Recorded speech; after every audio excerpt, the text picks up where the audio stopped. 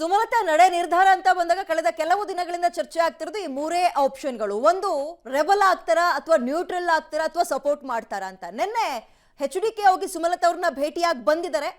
ಅದು ಫಲಪ್ರದವಾಗಿದೆಯಾ?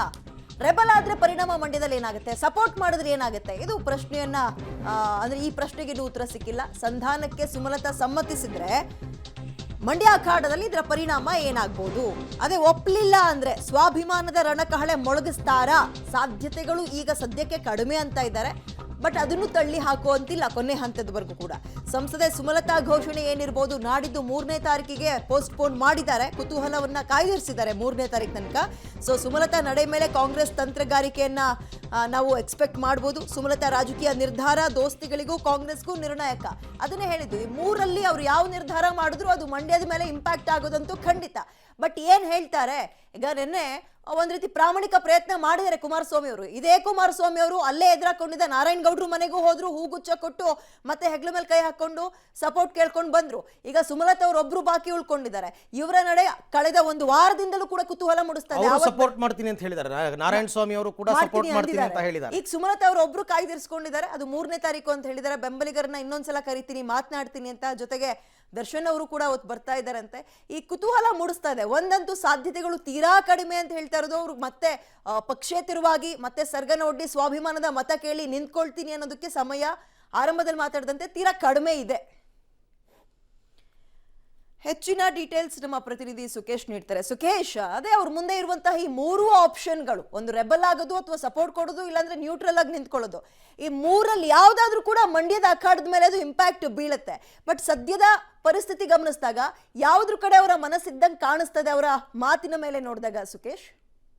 ಒಂದು ಸ್ಪಷ್ಟವಿದ್ಯೆ, ಇದುವರೆಗೂ ಕೂಡ ಅವರ ಗುಟ್ಟನ್ನ ಬಿಟ್ಕೊಟ್ಟಂತೆ ಕಾಣಿಸ್ತಾ ಇಲ್ಲ ಸುಮಲತಾ ಅವರು. ಅಂದ್ರೆ ಒಂದು ಕಡೆ ಬಿಜೆಪಿಗೆ ಬೆಂಬಲವನ್ನು ವ್ಯಕ್ತಪಡಿಸಿದ ಸಂಸದರಾಗಿದ್ದರು. ಆ ನಂತರದಲ್ಲಿ ಬಿಜೆಪಿ ಟಿಕೆಟ್ನಿಂದ ಸ್ಪರ್ಧೆ ಮಾಡ್ತೀನಿ ಅನ್ನುವಂಥ ಪ್ರಯತ್ನವನ್ನು ಕಡೆಗಳಿಗೆ ಅವರೇ ಮಾಡಿದ್ರು. ರಾಜ್ಯದಲ್ಲಿ ಬಿಜೆಪಿ ವರ್ಸಸ್ JDS ಮೈತ್ರಿಯಾದ ನಂತರದಲ್ಲೂ ಕೂಡ ನನಗೆ ಟಿಕೆಟ್ ಸಿಗುತ್ತೆ ಅನ್ನುವಂತಹ ಬಲವಾದ ನಂಬಿಕೆಯಲ್ಲಿ ಸುಮಲತಾ ಅವರು ಇದ್ದಂತೆ ಕಾಣಿಸ್ತಾ ಇತ್ತು. ಆದರೆ ಈಗ ಮೈತ್ರಿಕೂಟದ ಭಾಗವಾಗಿ JDSಗೆ ಬಿಟ್ಕೊಟ್ಟಾಗಿದೆ. ಮಾಜಿ ಮುಖ್ಯಮಂತ್ರಿ ಕುಮಾರಸ್ವಾಮಿ ಅವರು ಅಭ್ಯರ್ಥಿ ಆಗುವಂಥದ್ದು ಕೂಡ ನಿಕ್ಕೆಯಾಗಿದೆ. ಆದರೆ ಈಗ ಸುಮಲತಾ ಅವರ ಸ್ಟ್ಯಾಂಡ್ ಏನು? ಬಿಜೆಪಿ ನಾಯಕರುಗಳು ಹೋಗಿ ಮಾತುಕತೆ ನಡೆಸಿದ್ರು. ಮೈತ್ರಿ ಪಕ್ಷದ ನಾಯಕರಾಗಿದ್ದ ಒಂದು ಕಾಲದಲ್ಲಿ ಬದ್ಧ ವೈರಿಗಳಂತ ಸೆಣಸಾಡಿದಂಥ ಕುಮಾರಸ್ವಾಮಿ ಅವರು ಬಂದು ಮಾತುಕತೆ ನಡೆಸಿದ್ರು.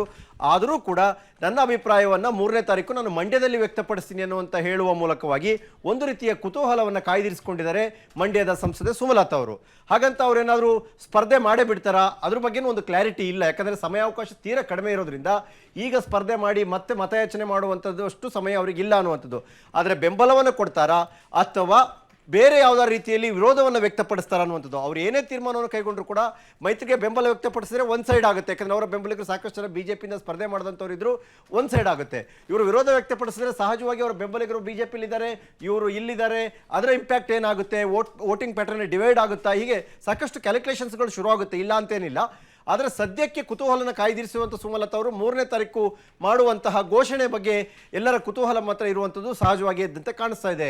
ವಿದ್ಯಾ, ಥ್ಯಾಂಕ್ ಯು ಸುಕೇಶ್ ತಮ್ಮಲ್ಲ ಡೀಟೇಲ್ಸ್ಗೆ. ಅವರ ನಿರ್ಧಾರವನ್ನು ಈಗಲೇ ಹಿಂಗೆ ಮಾಡ್ಬಿಡ್ತಾರೆ ಅಂತ ಹೇಳಕ್ ಸಾಧ್ಯ ಇಲ್ಲ. 3ನೇ ತಾರೀಕಿಗೆ ಪೋಸ್ಟ್ಪೋನ್ ಮಾಡಿದಾರೆ ಇರಲಿ, ಬಟ್ ಅವ್ರ ಕನ್ವಿನ್ಸ್ ಆದಾಗೆ ಸ್ವಲ್ಪ ಮಟ್ಟಿಗೆ ಕಾಣಿಸ್ತದೆ ಮೇಲ್ನೋಟಕ್ಕೆ. ಬಟ್ ಅದೇ ಪಲ್ಸ್ ಅಂತ ಹೇಳ್ತಾರಲ್ಲ, ಅವ್ರ ಪಲ್ಸ್ ಏನ್ ಹೇಳ್ತಾ ಇದೆ ಅಂತ ಕೆಲವು ಸಂದರ್ಭಗಳಲ್ಲಿ ಹಾಗೇನೆ.